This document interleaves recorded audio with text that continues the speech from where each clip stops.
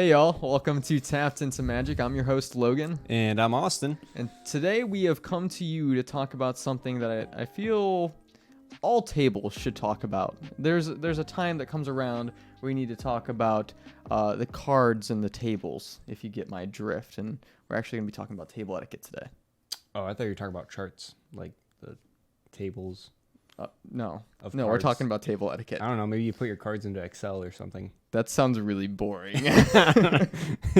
You know what?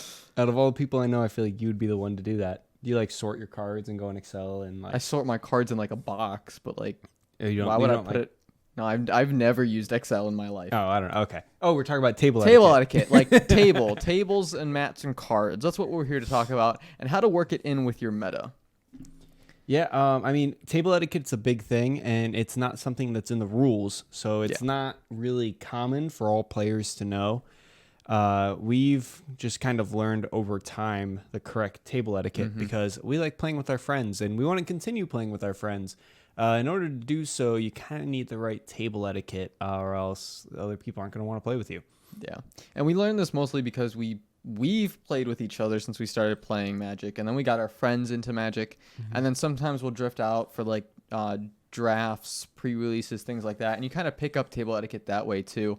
Yeah, and then I mean, I don't know about you, but I've had like different play groups come and go throughout the years where like they'll be friends, we'll all get together for a couple months or a year, and like we'll regularly get together and play Commander, and then someone moves away or someone gets a new job where they can't play anymore, and the play group kind of breaks up, and we'll go through a couple play groups of that through our lifetime and pick up little things here and there, things to do and also things not to do too, things that upset you or you notice upset other people and things like that that you want to steer clear from. Yeah, and it's going to change from meta to meta no matter where you go. I mean, when I go out and play at my school to play some Magic, I mean, I act differently around them. They have their own set of house rules that they play by, and then I come home and we play Oathbreaker or Commander or something, and I go by a different set of house rules that we go by there.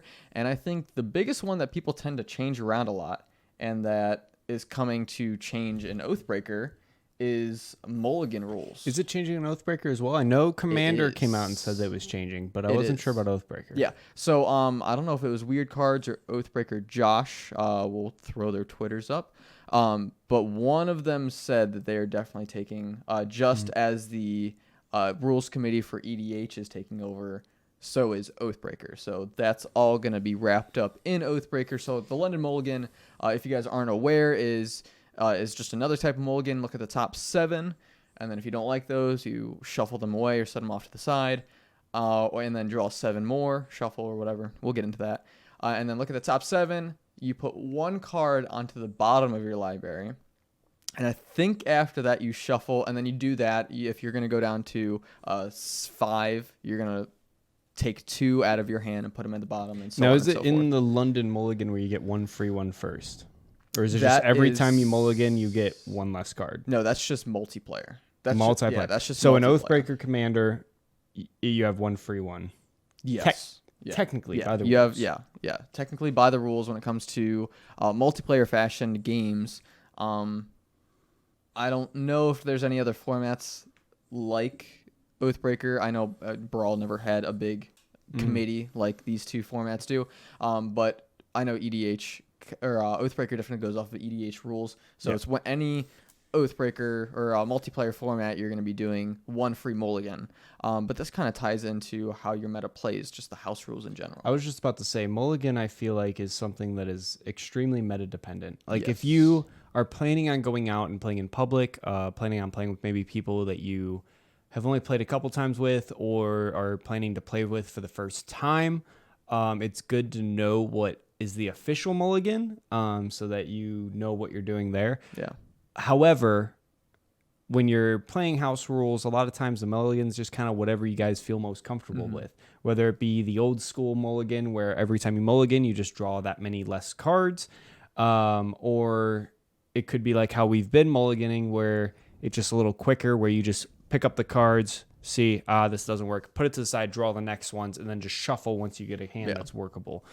It also, in different play groups, like in our play group, I know even if you mulligan a bunch of times, we know you're not just trying to get like a combo piece. Yeah. I mean, our meta is pretty casual.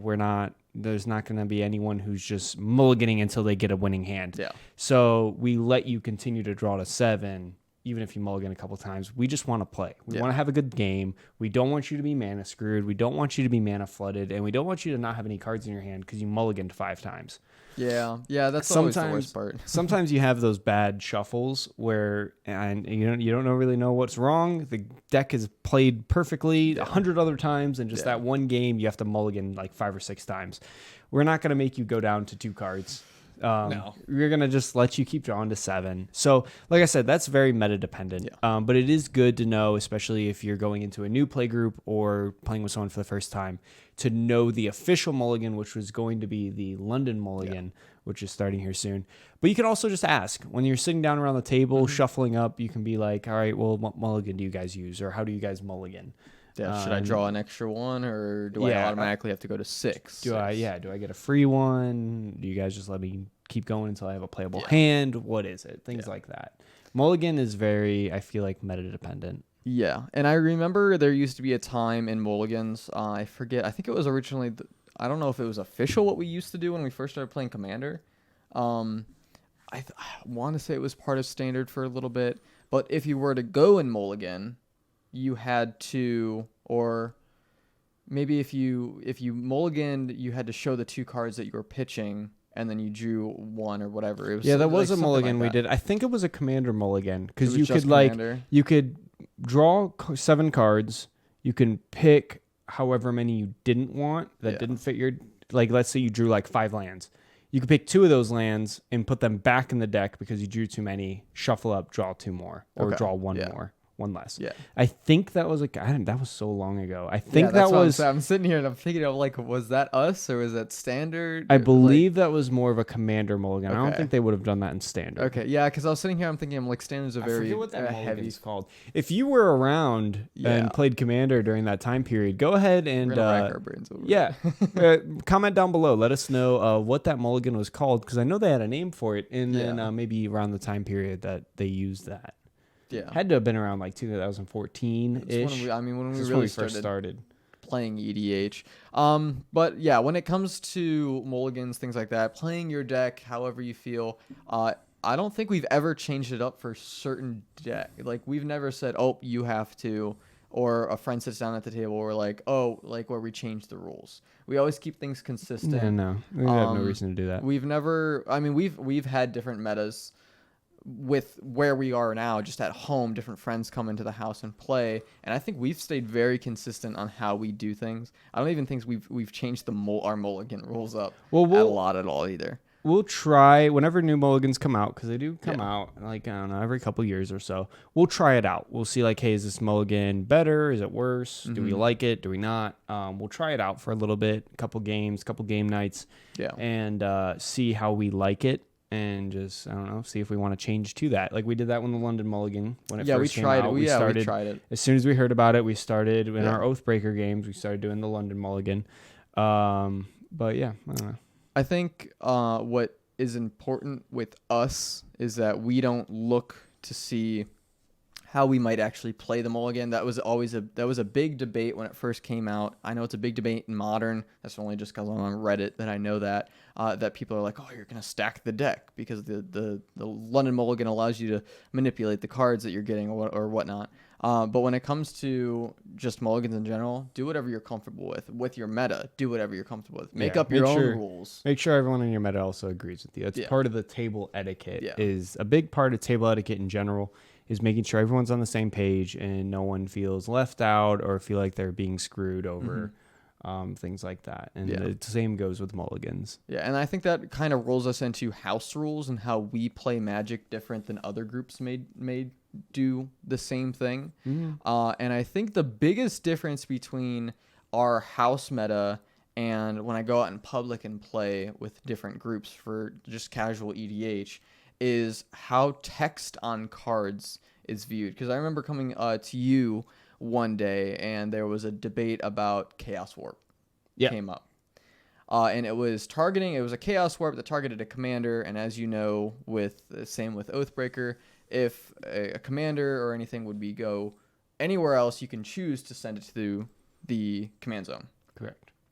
Well, there was a debate about how Chaos Warped worked, that because that card wasn't getting shuffled into the deck, you weren't allowed to reveal the top card and put it onto the field. Which was false. Yeah, which was false. That's not how the rules work. You don't shuffle the deck, but you do still reveal a card and put that.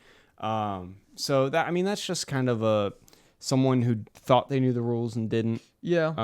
And I'm no judge by any means, but I've seen enough gameplay videos. I looked it up because it's simple. You can just Google search that and you can kind of quickly find it. But I know in the heat of the moment when you're in game, you might not want to go to your phone and look up a rule like that. So you just, a lot of things that I like to do if there's a rules question is just do what seems fair, or if someone like adamantly thinks this is how a card works, just let it slide for now. You can look at the rules later and just come back to them and be like, hey, listen, I know during that game this is how you thought the card worked, or this is how you thought that rules interaction happened, but these are the rules, and just kind of show them politely how they were wrong. Yeah, because it's not going to be the last time that you sit down and play with that group. At least hopefully. I hope not. But making sure everyone is on the same page when it comes to house rules is a very good idea. Another thing that we tend to do is how our friends tap mana. I know some people get really upset about the fact that you have to tap that mana right the first time, or when I cast a spell and then I'm looking at my hand and I'm like, crap, I used the wrong mana. Hold on, let me just move this around. Yeah, like I tapped the wrong dual lands. Yeah. I mean, we're very casual. So if you play a spell and you're like, oh crap, I didn't know I didn't know that guy had protection, or I didn't know that guy was indestructible. We're like, it's okay, you can take it back. As long as it's not like super game breaking, or we do it less and less as the game goes on. Yeah, like as it starts getting closer to the end of the game, where someone is going to close it out soon, that's when we kind of are more tight on the rules, where we're like, no, you can't take that back. Like the game's about ending. Like, come on, let's go. Or if it's like game changing anyway. Like if it's like a board wipe that you forgot to tap the wrong mana, or you tap the wrong mana for, we're gonna be like, I don't. Yeah, and I feel like we do that mostly with like the newer players too. Yes. Whereas like they cast the wrong spell, it didn't work how they thought it was going to. We're like, it's okay, you can take that back. Whereas if it's you or I know, like if I tap my mana wrong and I'm like, crap, I wanted to play this other spell, but I don't have two white. Yeah, I only have one white left, and I'm just like, well, I screwed up. I guess I just won't play it. Yeah. Whereas if we're playing with new people, we want them to play the game. We want them to have fun. We want them to come back and play with us again. So we're gonna be like, it's okay, you can take it back. Like. Yeah, and again, that just goes to how your table reacts to everything. There are some instances where I feel like it's okay, like in the instances of dual lands. I know that can be a little confusing here and there. Yeah. But when you're just playing two colored, maybe you tap the wrong mana rock or whatever. Yeah. That's kind of.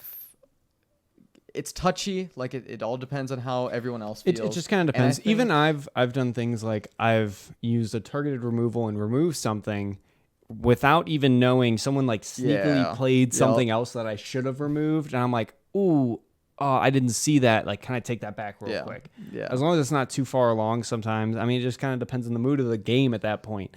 But a big thing would be of just when you start playing with a group, or when you've been playing with a group for a long time, just kind of set down the line and like just let people know, or ask them, hey, is there takebacks, or how do we do takebacks, or things of that manner.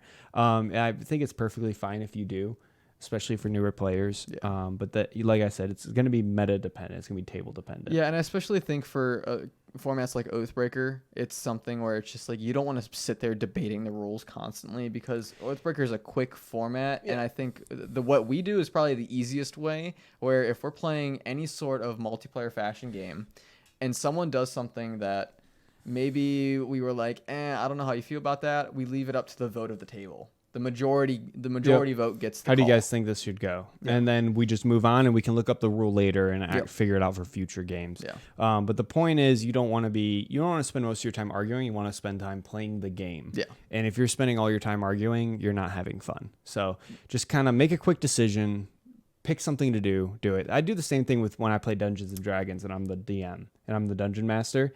It's like if there's a question about the rules and we're not too sure, this is how it's going. I'll look it up later, but we want to play the game. So I mean, you're also the DM, so it doesn't matter. I know, but still, that's a different game. And I think speed of the game turns into how to prevent, or it should be how to prevent slowing down the games, arguing over rules, things like that. So how to stop slow play when it comes to quick formats like Oathbreaker, or longer ones like EDH where you don't want to be sitting around for 5 hours in a game. That's just another format of table etiquette where, you don't want to slow up the game. You don't want to get to your turn and you're just now reading all the cards in your hand to figure out what to play. And then everyone's waiting on you to finish your turn. And then someone inevitably asks, hey, whose turn is it? As you're sitting there, and then you start sweating and you're reading the card and then have to reread it because you don't know what you just read. And it just it kind of, I don't know, overlaps. It falls into each other. Yeah. And it makes it worse. It drags the game out. You don't want to do that. So some good table etiquette on not slowing the game down is going to be like I just mentioned, read your cards as the game's going on when it's not your turn. Yeah, plan your turn before. Yeah, it's like chess. You want to be a couple moves ahead, so know what cards are in your hand, know what's on the field, and read your cards beforehand so that you can know how you want to interact and what you want to do when it comes around to your turn before it gets to your turn. Yeah. That way, when it is your turn, you can be like, boom, boom, boom, this is what I'm doing, and you can move on. And then if you already know what's in your hand and have a good grasp of what's there, you can then kind of, if you need to, if something came up in the last round around the table, you can change up what you're doing to better suit what's happening on the table. Yeah, and I think an example of all of that is one that we talk about a lot when it comes to slow play. One of the most tripping card, like the card that trips people up or slows down the game the most, is Sensei's Divining Top that we play in almost all of our decks. Yeah. Because I think I started playing it first, and then I noticed you got a couple for your deck. And I had one a while ago and actually got rid of it. Yeah, your biggest thing to me was, don't play that. Like, don't play the top like most people do, where they wait until your turn. Like, do it because you just want to make sure. So the way that we play it is, if there's 4 people at the table, I have a Divining Top out, and it's Austin's turn. Austin was the one before me. On his turn, closer to the end, I'm going to tap it, look real quick, manipulate, put it back. In a format like Oathbreaker, I feel it is easy to automatically know. And if you're just a well-knowledge Magic player, you should be able to know, okay, I need this type of card. Okay, cool. One of those cards showed up. I'm going to put that either on the top, in the middle. Maybe you need a land. You didn't get a land, but you got a tap land. Well, you want that one next, so that way you can play it and it's tapped and you can untap it as fast as possible. That sort of thing. I think it's twofold. First, if you're a new player, you probably shouldn't be playing top. Just for the fact of you're already playing slow. You don't know how all the cards interact. You don't have that knowledge of that kind of, I don't know, the forward thinking of like just knowing how cards interact with each other and what you like the timing of drawing those cards in the order that you draw them in. So if you're a newer player, you should probably just stay away from top. It has a high price tag, so that alone will keep newer players from. But if you're a newer player, I mean, you don't really need top. There's other things you can do. And then secondly is it's a casual format. So you can, it doesn't even really have to be the turn before your turn and right towards the end. Yeah. You can do it on someone else's turn and just be like, hey guys, I'm topping right now. Of course, obviously I wouldn't do this except to save time. So if something else comes up, I'm tapping this white mana for it, but if I want to use that white mana for, like, let's say Path to Exile or something, you wouldn't tell the table that. But hey, if I need to untap this and redo something, like, hey, can you let me do that? Or if I need to redo my top with something that happens down the line, I'm going to do that because I would be topping at the end of his turn, but I'm not just a safe turn. See, that's where I feel like it's a slippery slope, because then that leads back into the whole I tapped the wrong mana case. And that is just a bigger bundle of knots that you don't want to get tripped up in. Is I want to speed the game up, but I also don't want to happen to misplay, tap the wrong mana, and kind of go from there. So this all is always going to tie back into how your group plays. And I know there are some times, I don't think I've ever told you this. This is the first time it's coming up. There are times where it's Austin's turn or it's someone else's turn, and I don't want to have all the eyes on me while I'm topping. So I'll top, put the 3 cards, manipulate the 3 cards, or even scrying. It's the same thing. Or something like that, where if something else comes around the table and I know that one of those 3 cards was something that might be there, I'm saving time by manipulating before, but I also know what those 3 cards are already. I mean, rules say that by tapping, I already know what those 3 cards are. So as the table goes on, I already know what those are, so I'm going to manipulate as time goes on. Just around that table for around that round. how that table round and went. An example of that could be like, hey, let's say you're low on lands. You have a good amount of good cards in your hand, but you're low on lands, so you want to draw another land. You look at the top, there's a removal spell, a creature, and a land. And it goes around the table. You top, and you put the land on top because you know you want that. Yeah. And then before it gets back to your turn, someone plays a huge threat that's going to kill you if you don't get rid of it next turn. You're like, well, obviously I wouldn't have actually topped until right before my turn started. Right. So I'm going to change that real quick, put the land second, and have me draw that removal spell first so that I can get rid of it. Yeah. I think that's stuff like that. It just speeds the game up. Yeah. Just making sure that when it comes around to you, you're not slowing the game down entirely. Same thing goes for things like Terramorphic Expanse, lands that should crack. Fetch lands Play in it, general. crack it, go. Like, continue on your way. You're not going to be able to tap that land for mana anyways. You might as well play it and crack it. You don't wait until the end of the turn. In competitive Magic, the strategic thing to do would be to not actually crack the land until your opponent's turn ends, so that they don't know what land you're getting, and B, you can decide in case they do something else what land you're getting. This isn't competitive Magic, at least that's not how we play it. So when you pass your turn after playing a fetch land, crack it right then and there. So while the other person's going, you can go and get your land and put it into play. If let's say you got one of the good fetch lands, like the Zendikar and the Tarkir fetch lands, where you can go get a land that comes into play untapped, crack it, tell the table what land you're going to go get, and just play what you're going to play using that land before you go get it, so that way you can pass the turn and then go get it and keep it going. And that way you're not stopping in the middle of your turn to go look for this land, then shuffle your deck, and then play your cards. That's just another thing that just slows the game down, where you can, finish your turn out by letting them know what land you're getting and then just say go. Shuffling is the biggest part of it, and I think that kind of turns it into decks that slow down the game. And I think a very good point of that, or a deck that I can name off the top of my head, was, when I had it put together, was my Vannifar deck. My Prime Speaker Vannifar deck. Yeah. Tutor decks slow down the game completely unless you know exactly what you need to go and grab. I mean, Vannifar's a pain in the butt to play against to begin with, because she is very good. B, you're just sitting there while I'm just sitting there, because Logan will search like 10 times in one turn. I'm able to. I'm just sitting there like, come on, man. Like, I've been sitting here for 10 minutes and you've played 5 creatures that untap your land and nothing else. Like, can we please do or there'll be those times, where was it? It wasn't with you. I was playing with 2 other people up at a local game store, and when I sat down and we were playing, we were like halfway through the game, or this was actually the end of the game, because I cracked it, and I was thinking in my head a way to go infinite.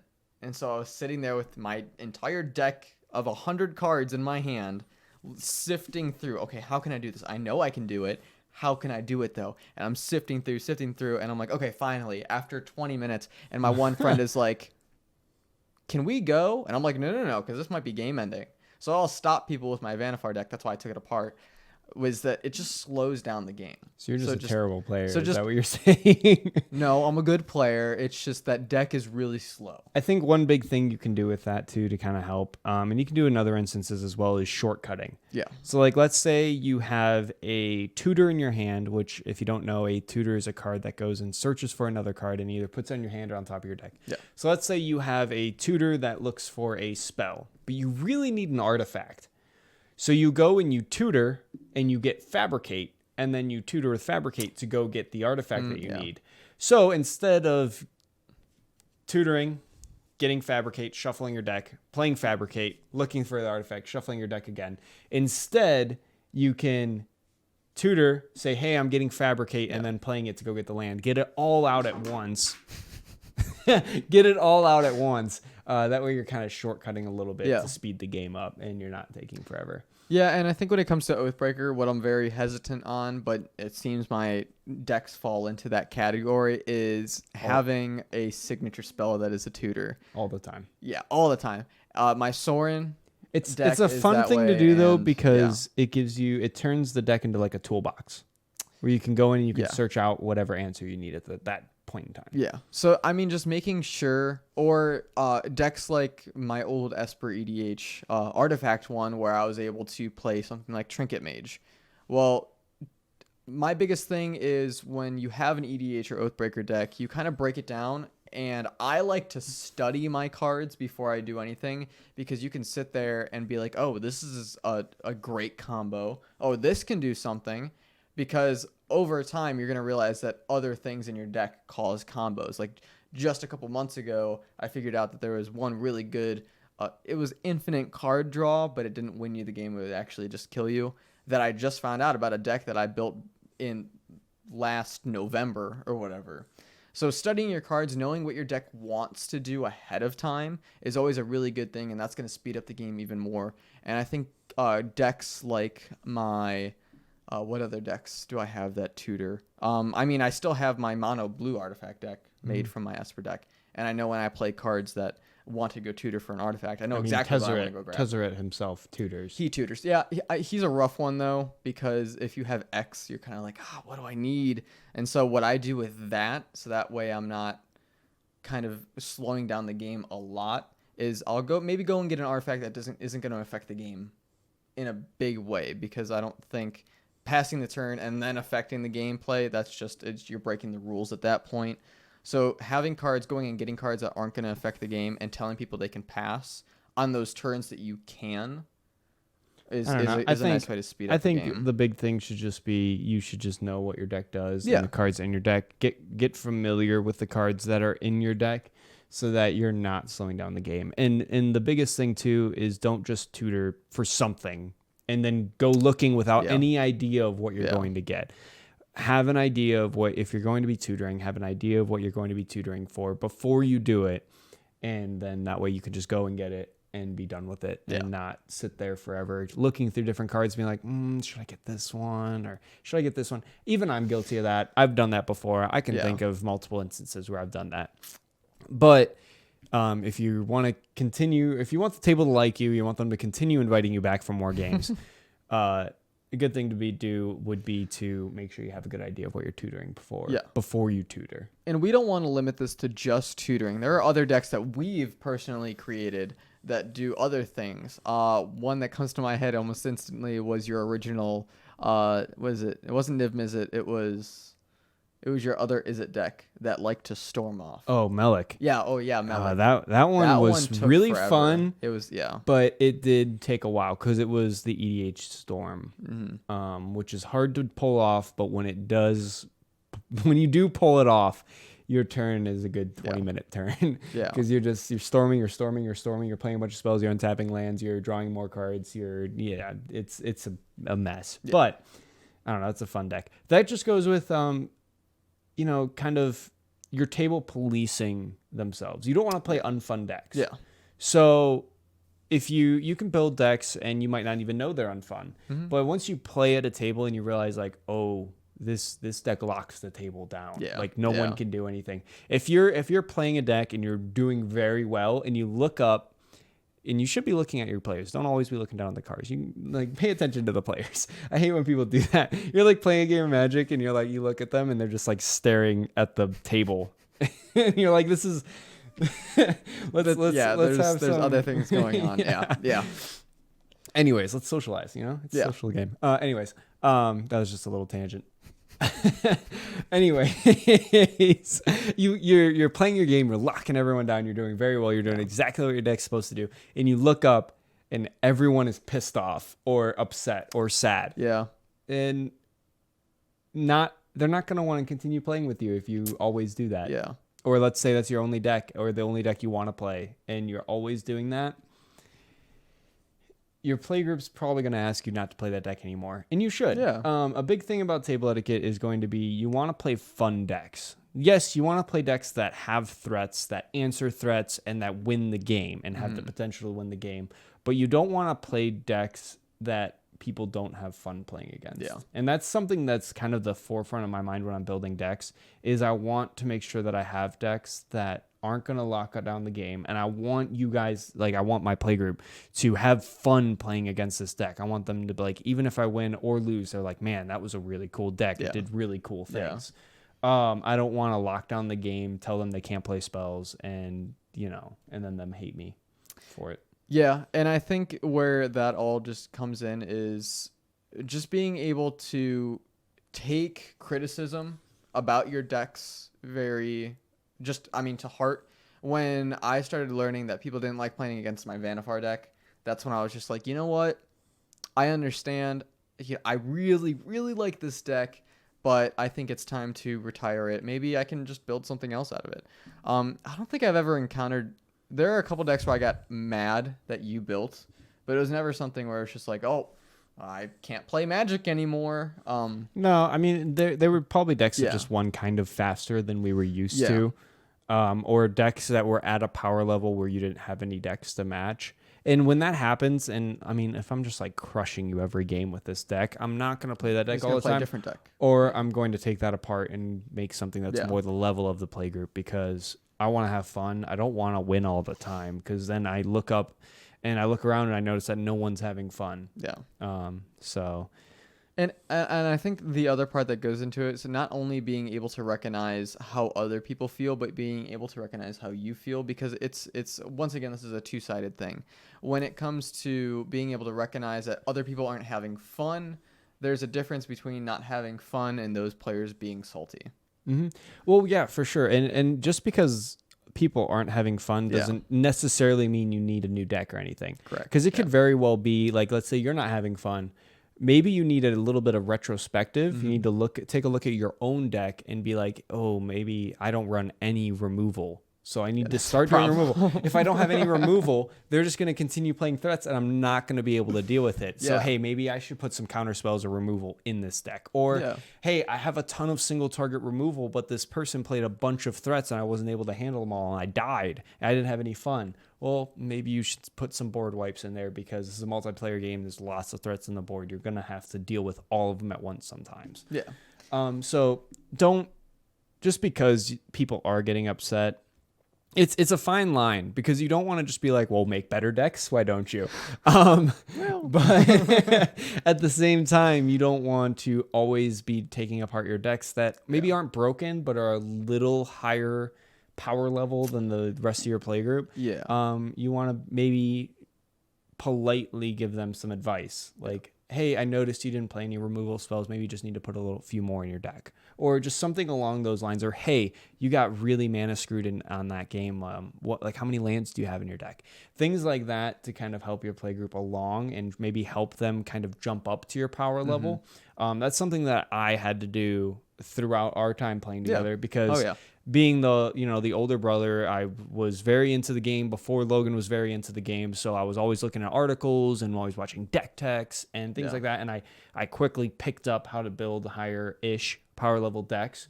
And if I played Logan, who had a lower power level deck, I quickly had to kind of coach him and teach him and how to build a deck that could stand up against mine. And I think because I wanted to continue playing. Yeah, it's important because being in that situation where and being on the total 180 of it, where I wasn't into Magic, didn't really care, it was whatever, it's a cool card game, and now being on the whole other 180 where I want to make it my life kind of thing, and doing the exact same thing, looking at Reddit threads, going through YouTube, being nothing but subscribed to Magic YouTubers and looking at that.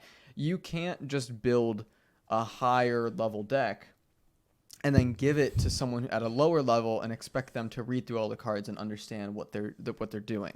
So kind of, if you want your friends to get more into Magic, or you think the first thing is always making sure they want to be into Magic. And if they are into Magic, then give them some videos to watch, give them some informational articles to read on how to make better decks, things like that, because at that point they're able to read ahead and be able to better understand the cards, the situation, the threats, and things like that, like you were talking about. Yeah, I mean, that's just all part of the learning curve. If you are playing with newer players who don't really might not know their decks yet, or they're borrowing your deck, or don't know all the interactions or how to correctly value threats or evaluate threats and things like that, patience is key. So you want new people to fall in love with this game. You want people to fall in love with this new format.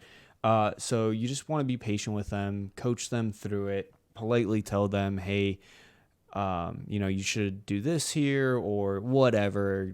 Answer their questions when they have them, things like that. And don't just, I don't know, put them down or anything like that. Yeah. Sorry.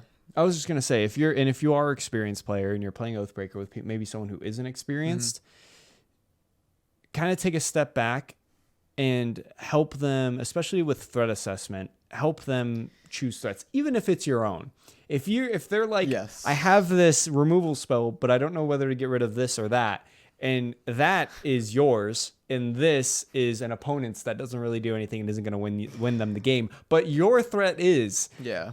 Don't trick them and tell them to get rid of the thing that's not going to do anything. Yeah, help them actually assess threats and tell them, even if it's your own thing, like, hey, you should probably get rid of this because it's going to kill you next turn. Yeah.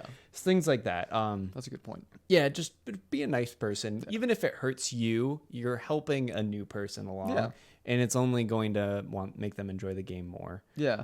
And I think you're hurting them more than you're helping them. Oh, absolutely. Because you're teaching them false threat assessments, so you can't blame them when you go into another multiplayer game and they ended up getting rid of someone's you don't have an answer. Like, what are you doing? You're getting rid of the wrong thing. And you're like, well, because now you're growing them in a wrong way and teaching them how to target the wrong things, and then later on that's only hurting you.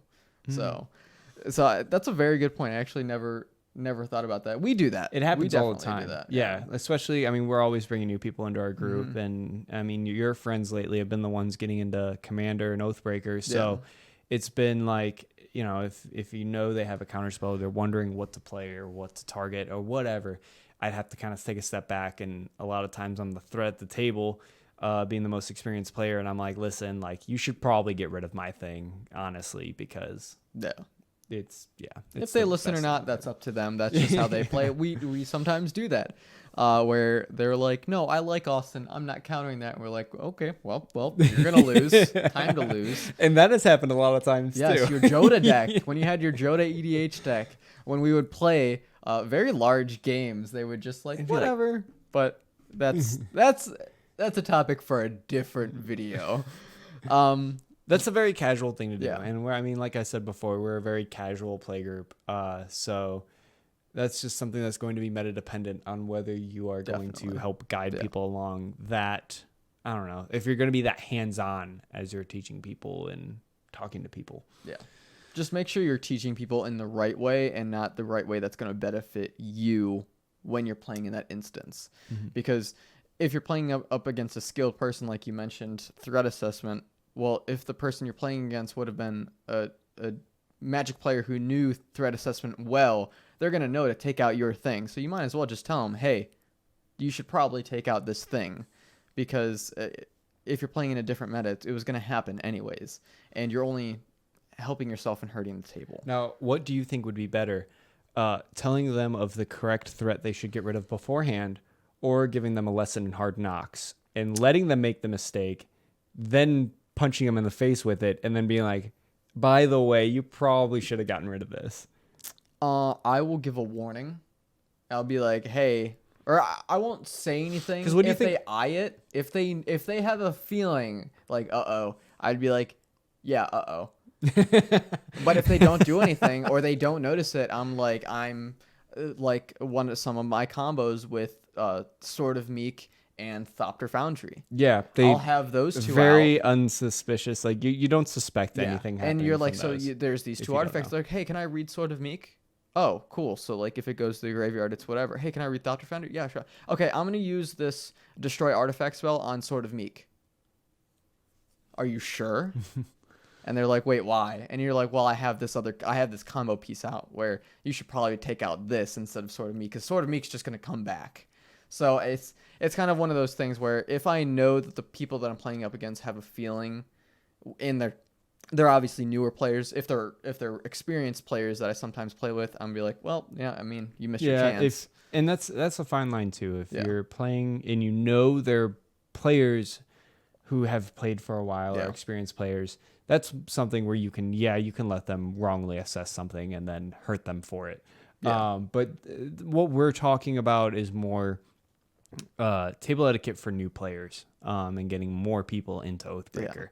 And just helping them along, correctly evaluating threats and things like that. Yeah, if it's someone who's a veteran player and they make a mistake, capitalize on it. Like you don't have to tell them that they did the wrong thing before they do it and help them along. They don't need the help. They can make mistakes and learn through it. Yeah. So I think that's a good answer to the question on which you would prefer. Yeah. Is it depends on the experience of the player. Yeah, I mean, at the same time, if they're building a new deck, or if I build a new deck and I have something out and I'm just playing it and there's a combo piece and they kind of threat assessment wrong, but it's the first time I'm playing the deck and they don't understand. But if I've played this deck against them 3 or 4 times and done the same thing and they're still not getting that they should be getting rid of a certain piece. Maybe you should have other win conditions in your deck besides the one. Yeah, well, that's why it's part of my Esper deck, my Esper artifact deck, which Sword of Meek is a part of, because I'm like, this deck only literally wants to win 1, maybe 2 different ways. Yeah. So, yeah.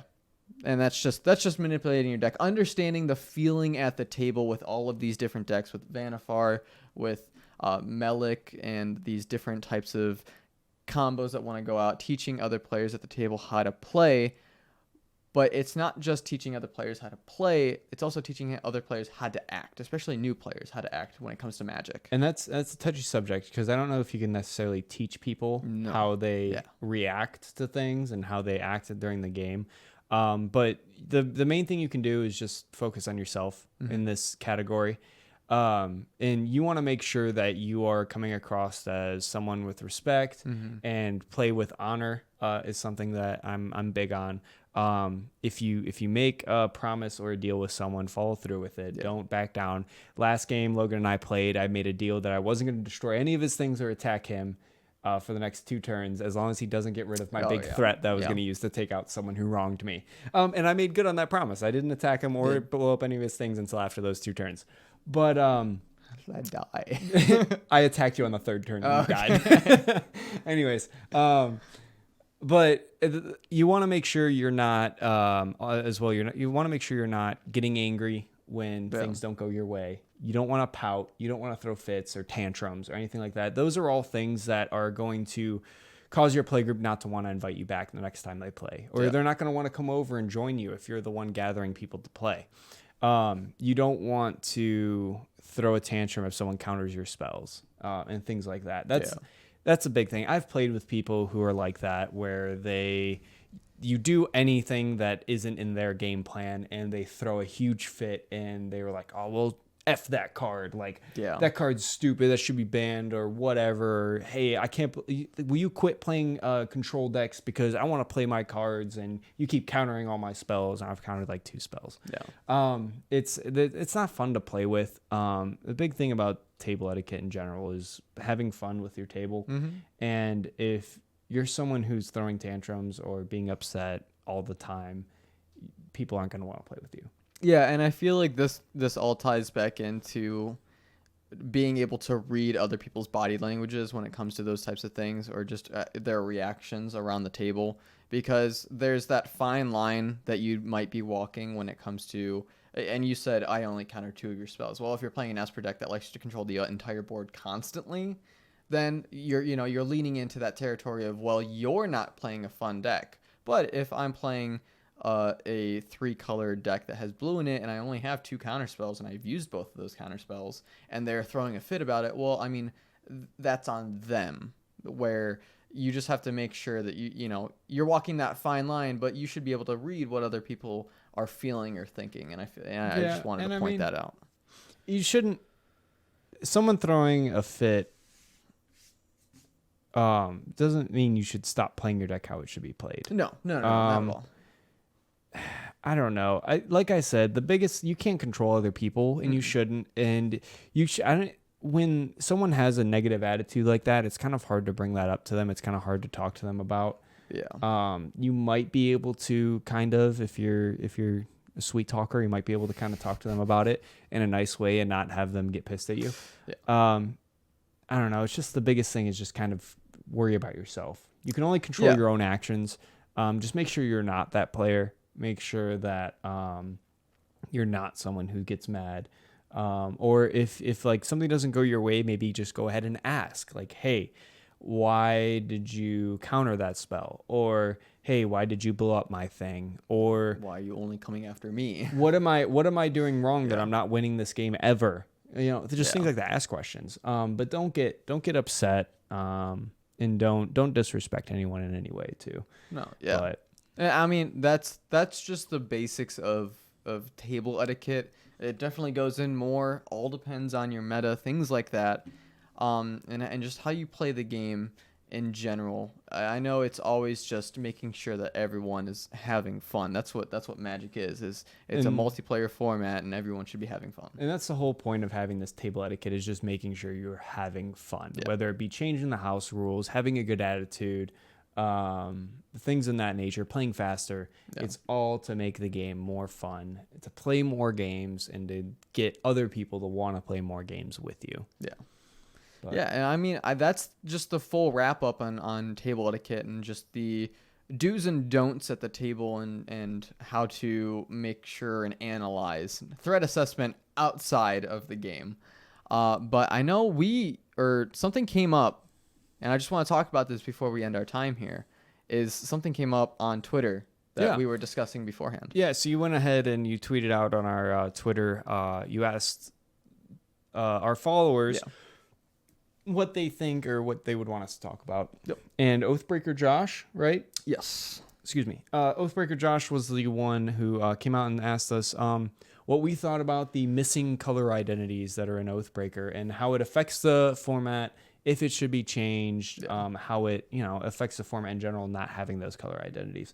As of right now, we have all the monocolors, we have colorless, and we have all the dual color planeswalkers.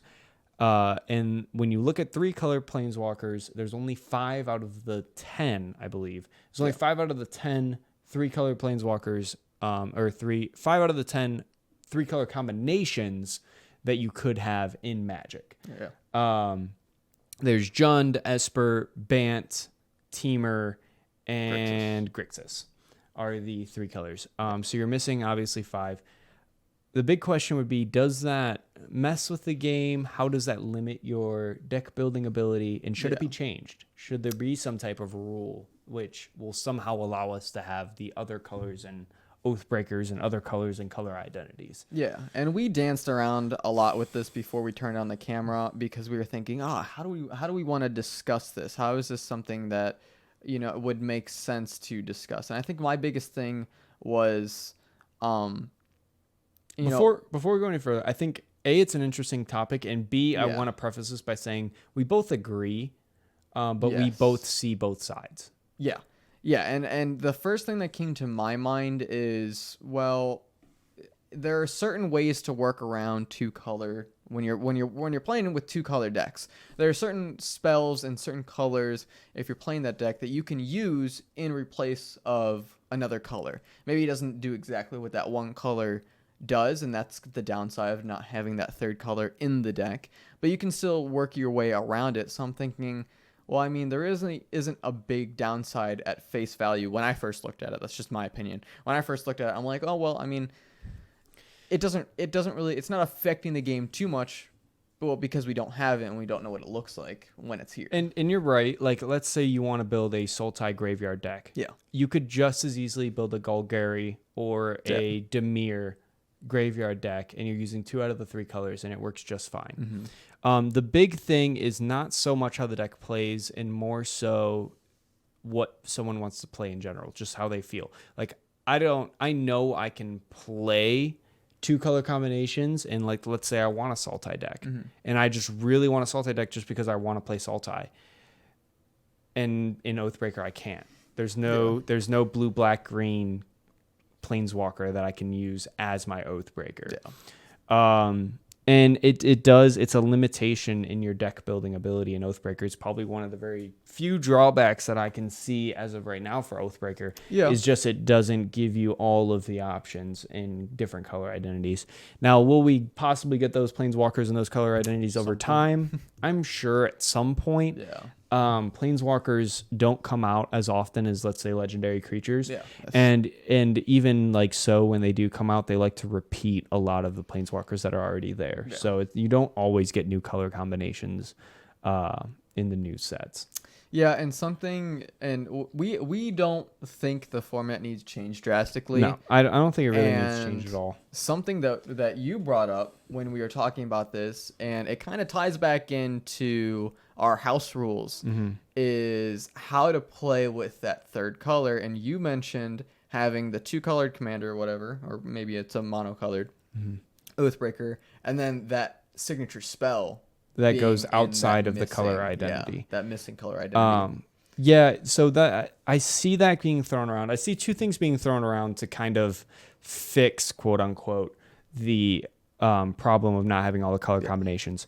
The first one would be that having a signature spell that's outside of the color identity. Maybe it shares 1 color with the commander and has 1 color outside of it, or maybe it just completely is outside of the color identity. And the other one would be having partner Oathbreakers, even though they don't say partner on them. So you can have a 2-color and a 1-color commander, each with their own signature spell in the command zone, or you can have 2 colors in the command zone that create a 3-color commander.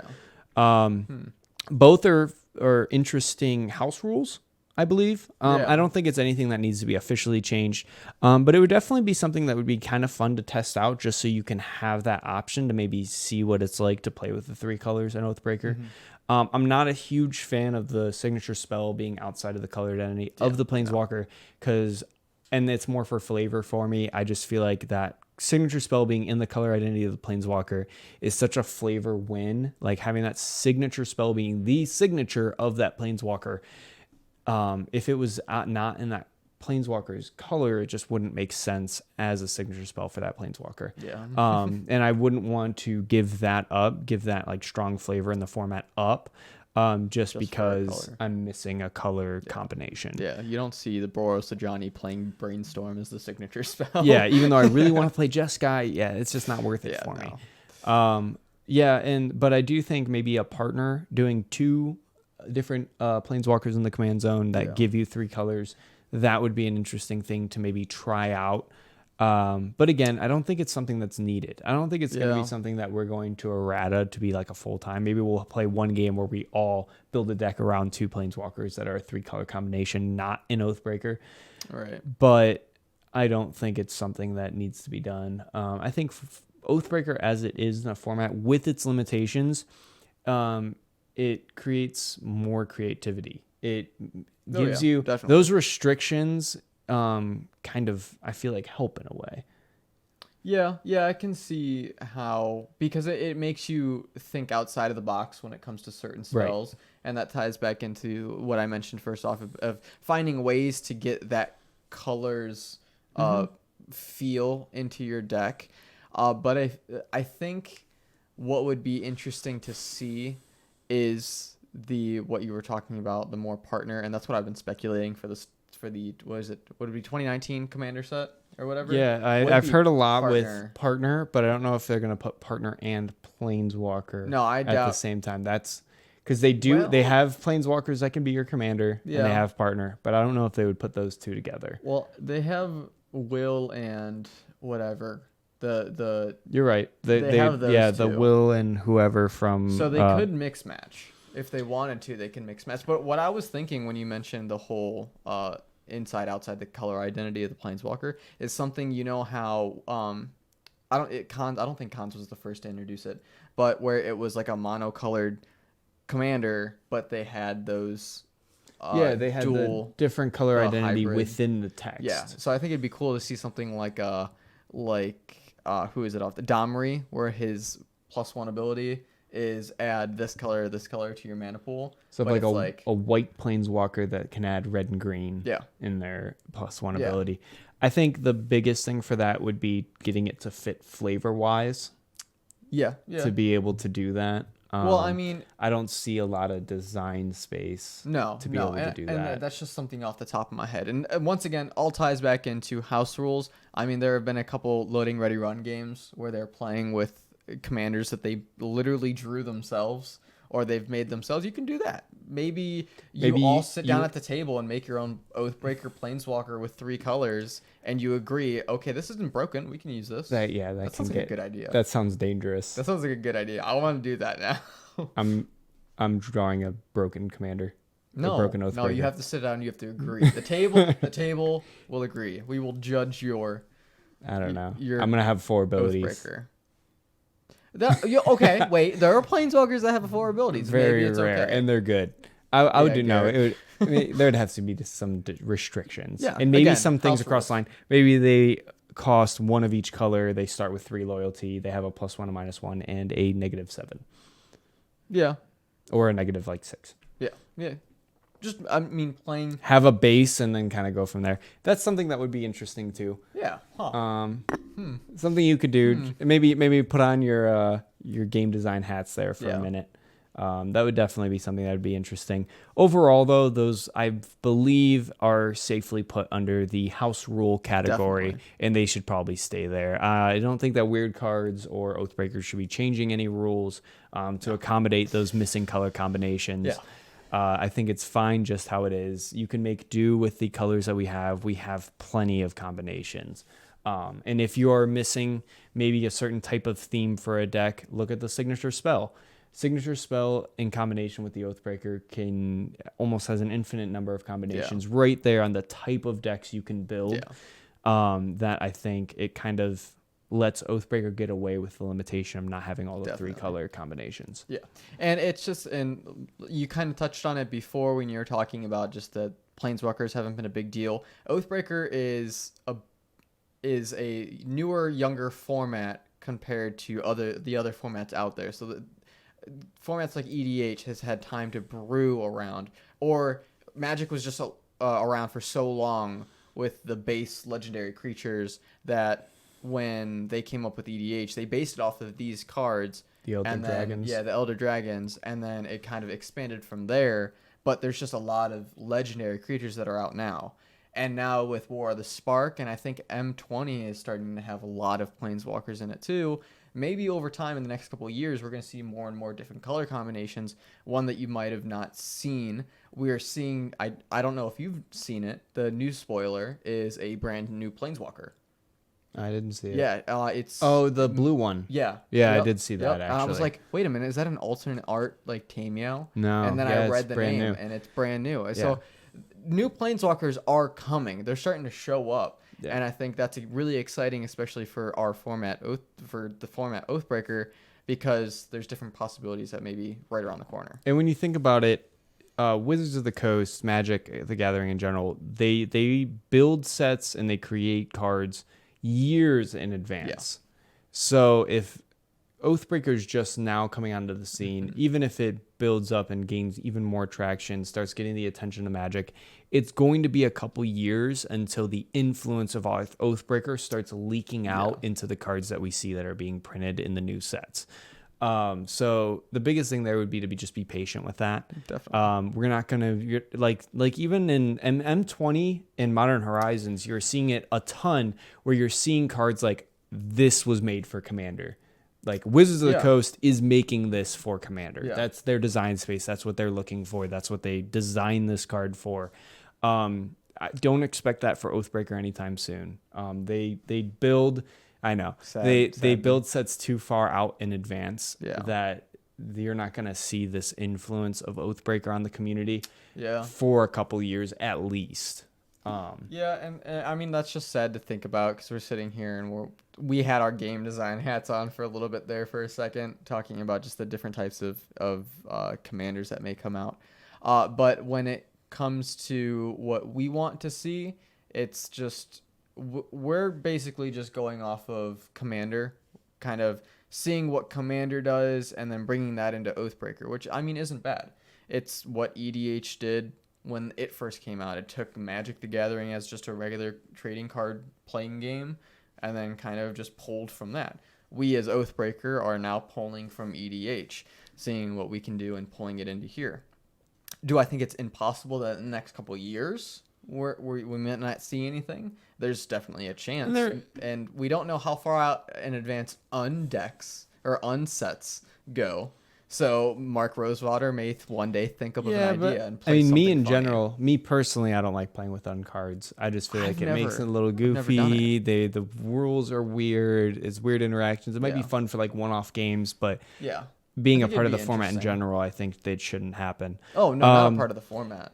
But even though it'll be a couple years out till we see Oathbreaker influence in Magic design, there's still chances that we can get some more 3-color combinations that we're missing as Planeswalkers coming out in sets in the future. I mean, they have come out with a Jund Planeswalker, Esper Planeswalker. They've come out with multiple Bant Planeswalkers. So we do know that it's in the design space that they can possibly print 3-color Planeswalkers. So just be patient with those.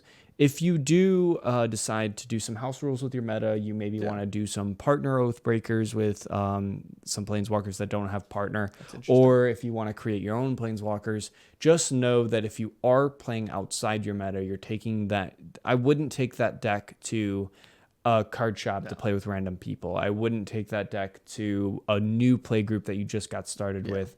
You want to make sure before you do things like that your whole play group is in agreement on what is allowed and what isn't. So just make sure, you have that. Of course, we want you to have fun. We want you to build the decks that you want to build. But if you're doing house rules like that, don't just expect everyone to accept those house rules.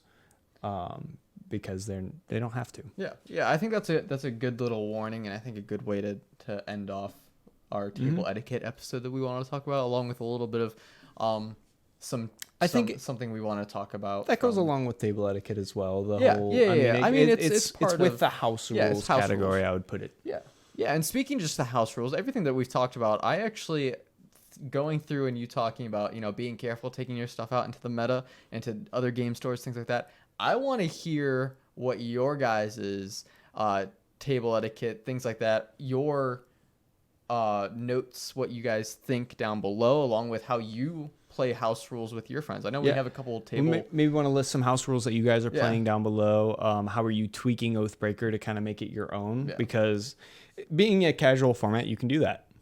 Definitely. Yeah. I think it's fun when you're sitting there and you're brewing up your own thing. You have your little game designer hat on when you're playing, and you're manipulating the rules in a way to make it more fun and easier to get into with friends. I also want to hear if you guys have any stories of maybe other people you've played with and more than likely aren't playing with anymore that maybe had some bad table etiquette. Yes. What are some things that people shouldn't do? We also want to see those down in the comments below as well. Give us some kind of LGS or metagroup horror stories, if you will. Yeah, that'd be nice. I think you guys, those would be entertaining. Yeah, you guys definitely like to communicate with us in the comments. We've definitely been seeing the love over there in the comment section along over on Twitter.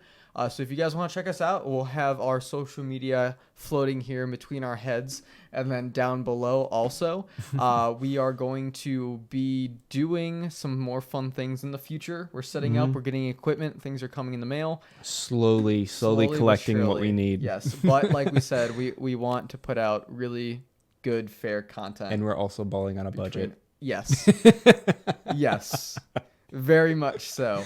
Unfortunately, but we're balling on a budget. Yeah. But thank you guys so much for tuning in for this episode of our table etiquette. Was there anything else you wanted to talk about at all? No, that's it. Make sure you're subscribing. Make sure you're hitting notification bells so that you get notified whenever we post new videos. And then, like you said, just comment down below, show us some love, follow our Twitters, tweet at us. If you have any suggestions for videos you want in the future, comment sections and tweets will be very welcome with those as well, because we could always use the help and new ideas to come out and talk to you guys about and things like that as well. Yeah. And I feel like we've been plugging this channel over on our other channel, so I think we should give some love back. Oh, yeah, we probably should. Yeah, so we talked about a little bit about D&D here in this episode.